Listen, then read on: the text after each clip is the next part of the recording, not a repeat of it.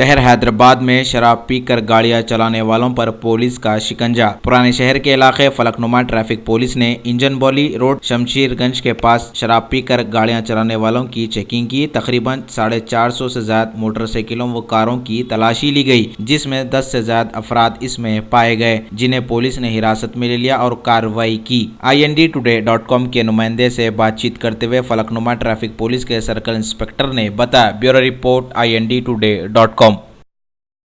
Instructions के मुताबिक ये इंजन बौली शमशीरगंज रोड पे drunk and drive special drive लगाए से ड्रंक एंड ड्राइव।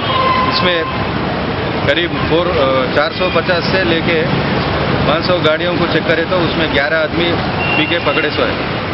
इन लोगों को कल सैटरडे के दिन कोर्ट में पेश करे तो मजिस्ट्रेट साहब इन लोगों को फाइन डाल। ये एरिया में ज़्यादा कंप्लेंट आ रहा है, एक्सीडेंट हो रहा है बोल के, अपना पी के चला रहा बोल के कॉलोनी वाला भी और ये दुकान वाले भी बहुत जने कंप्लेंट दिए, तो इधर स्पेशल ड्राइव पे कंडक्ट कर रहे हैं हम। ये रेगुलर ऐसा करें तो ये थोड़ा एक्सीडेंट्स कम होता बोल के हमारा सीनियर ऑफिसरों का भी इंस्ट्रक्शंस है, इसलिए हम स्पेशल ड्राइव कंडक्ट कर रहे हैं।